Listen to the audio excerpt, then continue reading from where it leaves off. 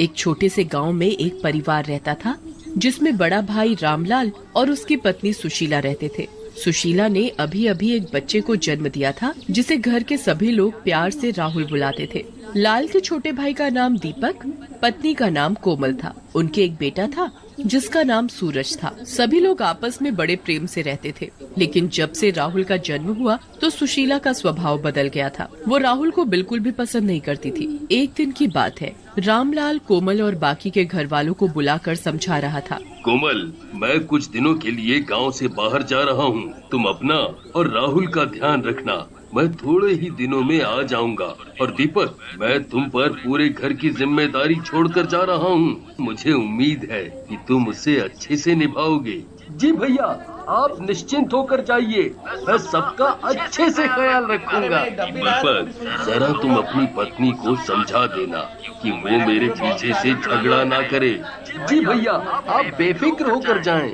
रामलाल पूरे परिवार से विदा लेकर चला जाता है।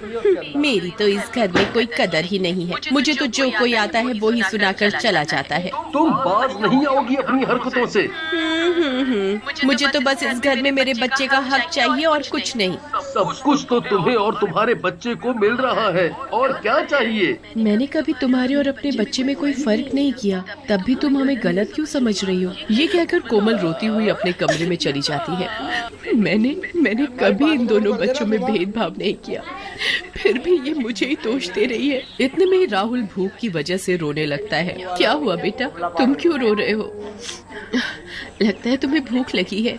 मैं अभी तुम्हारे लिए दूध बनाकर लाती हूँ। कोमल राहुल के लिए रसोई में से दूध लेने चली जाती है तो वो देखती है, अरे ये क्या, बर्तन में तो दूध ही नहीं है। सुबह ही तो इतना सारा मंगाया था, फिर कहाँ गया? कोमल सुशीला के कमरे में जाकर पूछती है, सुशीला, आज सुबह ही तो मैंने दूध मंगाया था, फिर दूध कहाँ गया? अब मुझे क्या पता, आपने ही राहुल को पिला दिया होगा और नाम मुझ पर लगा रही हो। नहीं, वो तो मैं ऐसे ही पूछ रही थी। राहुल को भूख लगी है और रसोई में बिल्कुल भी दूध नहीं है। इतने में ही दीपक आ जाता है और वो दोनों की बातें सुन रहा होता है। भाभी, मैं अभी दूध लेकर आता हूँ। दीपक बाजार से दूध लाकर कोमल को दे देता है। उधर राहुल का भी भूख के मारे रो रो कर बुरा हाल था। कोमल जल्दी से दूध बनाकर राहुल को पिला देती है और दूध पीते ही राहुल सो जाता है। तुम्हें तो बस अपने भतीजे की ही पड़ी रहती है। मेरी और मेरे बच्चे की तो तुम्हें परवाह ही नहीं। जाओ अपने भाई और भतीजे के पास। सुशीला अपने बेटे को दीपक के हाथ से छीन कर ले जाती है और मन ही मन बहुत खिलसती है। जब देखो राहुल, मेरे सूरज का तो नाम ही नहीं लेता। जब से ये राहुल हुआ है ना, मेरे बच्चे की तो कोई कदर ही नहीं रही। अगर ये राहुल ना होता तो सारी जायदाद मेरे सूरज को ही मिलती। और अब मैं इन्हें ऐसा सबक सिखाऊंगी कि जिंदगी भर याद रखेंगे। पर ऐसा क्या करूँ कि सांप भी मर जाए और लाठी भी ना टूटे। हाँ, ये ठीक रहेगा। आज रात को ही मैं ये काम करूंगी। आधी रात को जब घर के सभी लोग सो रहे होते हैं तो सुशीला कोमल के कमरे में जाकर देखती है। यही सही मौका है, दीदी गहरी नींद में सो रही है। मैं राहुल को उठाकर यहाँ से ले जाती हूँ और किसी को कुछ पता भी नहीं चलेगा। सुशीला राहुल को उठाकर घर से बाहर दूर एक रेल की पटरी पर ले जाती है। ले मर, अब देखती हूँ तुझे कौन आकर बचाता है। तेरे जीते जी मेरे बेटे को जायदाद नहीं मिलेगी, इसलिए तुझे मरना होगा। सुशीला राहुल को वहीं रेल की पटरी पर छोड़कर चली जाती है। उसे ऐसा करते हुए एक चुड़ैल देख रही होती है। तभी सामने से अचानक रेल को आता देख चुड़ैल उस बच्चे को बचा लेती है।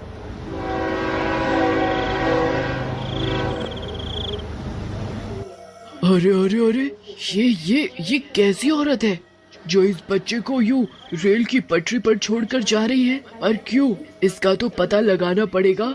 आखिर इस औरत ने इस बच्चे को रेल की पटरी पर क्यों छोड़ा? चुड़ैल उस बच्चे को अपनी गोद में लेकर सुशीला के पीछे पीछे चलने लगती है। सुशीला को ऐसा महसूस होता है जैसे कोई उसका पीछा कर रहा हो। थोड़ी ही देर में सुबह भी होने वाली थी। इधर सुशीला रास्ते में सोचती आ रही थी, इससे पहले कि कोई मुझे देखे मैं अपने कमरे में जाकर सो जाती हूँ।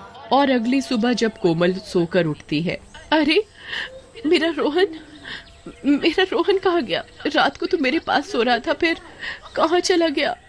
मेरा बच्चा कौन ले जा सकता है? कोमल की आवाज सुनकर दीपक और सुशीला भी उसके पास आ जाते हैं।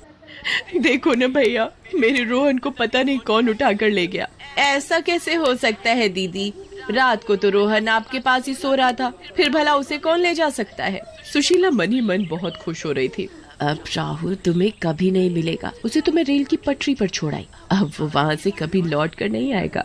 अब तक तो राहुल स्वर्ग सिधार गया होगा और उसके हिस्से की जायदाद भी मेरे बेटे की होगी। सुशीला रोते हुए कोमल से कहती है, दीदी तुम चिंता मत करो, हम राहुल को जल्दी ही ढूंढ निकालेंगे। हाँ भाभी, तुम चिंता मत करो, मैं रोहन को कैसे भी ढूंढ कर लाऊंगा। सब लोग राहुल के बारे में बात कर रहे होते हैं तो रामलाल भी दूसरे गांव से लौट कर आ जाता है। सब लोग रामलाल की आवाज सुनकर चुप हो जाते हैं। क्या बात है, तुम सब लोग मेरे आते ही चुप क्यों हो गए? तुम सब लोगों का रंग क्यों उड़ा हुआ है और तुम सब लोग इतने परेशान क्यों लग रहे हो? आखिर बात क्या है? कोई मुझे कुछ बताएगा भी? कोमल रोते हुए अपने पति को सारी बात बताती है। मैं थोड़े दिनों के लिए बाहर क्या गया, तुम लोग मेरे बच्चे को ठीक से नहीं रख पाए। आए मेरा बच्चा इस हाल में होगा, पता नहीं कौन मेरे बच्चे को ले गया। भैया आप चिंता ना करें, मैं अभी पुलिस स्टेशन जाकर रिपोर्ट लिखवा कर आता हूँ। पुलिस राहुल को जल्दी ही ढूंढ निकालेगी। कोमल का रो रो कर बुरा हाल था। कोई जाकर मेरे बच्चे को ढूंढ कर लाओ, पता नहीं कैसा होगा मेरा बच्चा। कोमल कोमल चुप हो जा, रो मत, मिल जाएगा हमारा बच्चा, मिल जाएगा। तभी सुशीला मन ही मन सोचती है, दीदी आप रोइए मत, राहुल जल्दी ही मिल जाएगा। सुशीला कोमल के साथ ऐसे दिखावा कर रही थी कि उसे उसके बच्चे की कितनी चिंता है। फिर सभी लोग राहुल को ढूंढने के लिए निकल ही रहे होते हैं।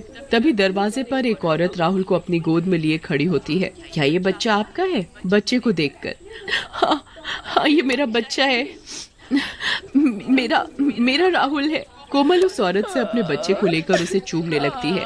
रामलाल भी अपने बच्चे को देखकर बड़ा खुश होता है, लेकिन सुशीला राहुल को देखकर जल भुन जाती है। अरे ये बच कैसे गया?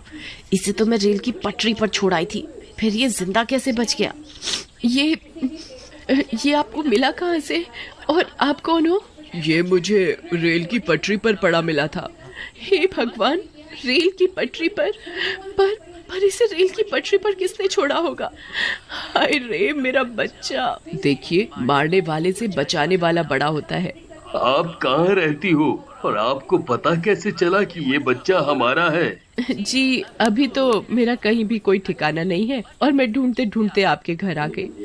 जब तक तुम्हारे रहने का कोई ठिकाना नहीं मिल जाता, तुम हमारे साथ हमारे घर में ही रहो। हाँ हाँ, तुम हमारे साथ ही रहो। पर हम इसे जानते नहीं और हम इसे ऐसे कैसे रख सकते हैं? क्यों नहीं रख सकते? इसने हमारे राहुल की जान बचाई है। चुड़ैल भी उन सब के साथ उनके घर में रहने लगती है। चुड़ैल को पूरा विश्वास था कि सुशीला फिर राहुल को नुकसान पहुंचा सकती है, इसलिए वो राहुल को एक पल के लिए भी अपनी आंखों से दूर नहीं होने देती थी।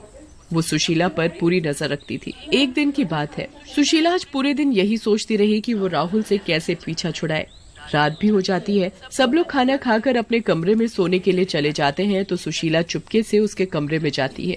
यही मौका है राहुल से पीछा छुड़ाने का। उस दिन तो ये बच गया था, पर आज नहीं बचेगा। ये नहीं सुधरेगी, इसे तो मैं आज ऐसा सबक सिखाऊंगी कि जिंदगी भर याद रखेगी। फिर चुड़ैल घर के सभी लोगों को जाकर सुशीला के बारे में बताती है। मैंने अभी सुशीला दीदी को राहुल को ले जाते हुए देखा है, वो उसे रेल की तरफ ले जाते हुए देखा है। आप सब लोग जल्दी से रेल की पटरी की तरफ चलो। कोमल, रामलाल और दीपक सब लोग रेल की पटरी पर जाते हैं तो वो देखते हैं, सुशीला ये क्या?